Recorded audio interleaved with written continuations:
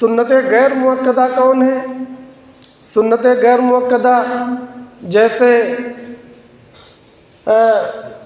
عصر سے پہلے 4 رکعت اور عشاء سے پہلے 4 رکعت اور عشاء کے بعد 2 رکعت، یہ سنتیں غیر مؤکدہ ہیں۔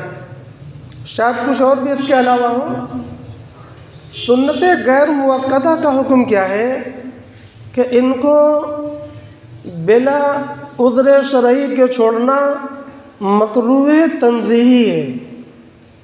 ان کو بلا عذر شرعی کے چھوڑنا مکروہ تنزیہی ہے، یعنی خلاف اولا ہے، یعنی گناہ تو نہیں پڑے گا مگر اللہ اور رسول کو پسند نہیں ہے، اللہ اور رسول کو پسند نہیں ہے۔ ہم تو یہ چاہتے ہیں کہ ہم اللہ اور رسول کو پسند آ جائیں، ہم تو یہ چاہتے ہیں کہ ہمارے اعمال اللہ اور رسول کو پسند آیا کریں، مگر وہ کام کرنا نہیں چاہتے جو کام اللہ اور رسول پسند فرماتے ہیں، بلکہ اس کو چھوڑ دیتے ہیں، اس کو چھوڑ دیتے ہیں۔ جو کام اللہ اور رسول کو پسند ہے اس کو چھوڑ دیتے ہیں، اور اس سے اللہ کی ناپسندیدگی کا اظہار ہوتا ہے۔ کیسے ہم پسند آ جائیں گے؟ فرائض کے ساتھ ساتھ ہمیں کچھ وہ اعمال کرنے ہیں جو اللہ اور رسول کو بڑے پسند آتے ہیں، خصوصاً اللہ کو بڑے پسند آتے ہیں، ان میں یہ سنتیں غیر مؤکدہ ہیں۔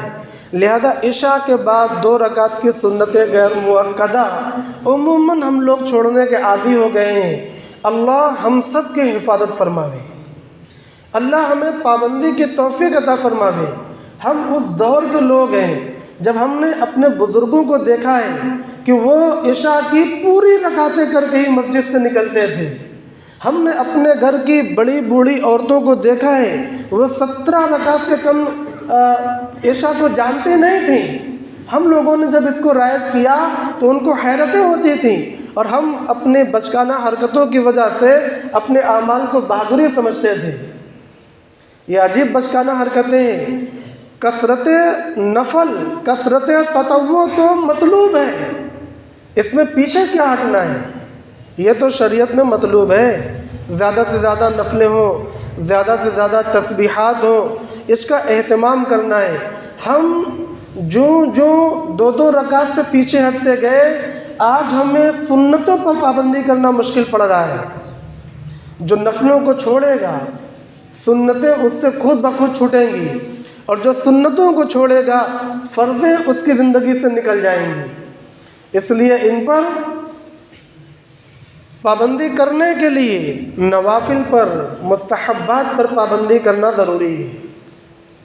تو میں نے سنت غیر مؤکدہ کے احکام بھی آپ کے سامنے بیان کر دیے کہ ان کو کرنا یہ موجب ثواب ہے، ان کو کرنا، ان پر عمل کرنا اللہ اور رسول کی خوشی کا باعث ہے، اور ان کو ترک کرنا گناہ تو نہیں پڑتا مگر خلاف اولا ہے اور مکروہ تنزیہی ہے۔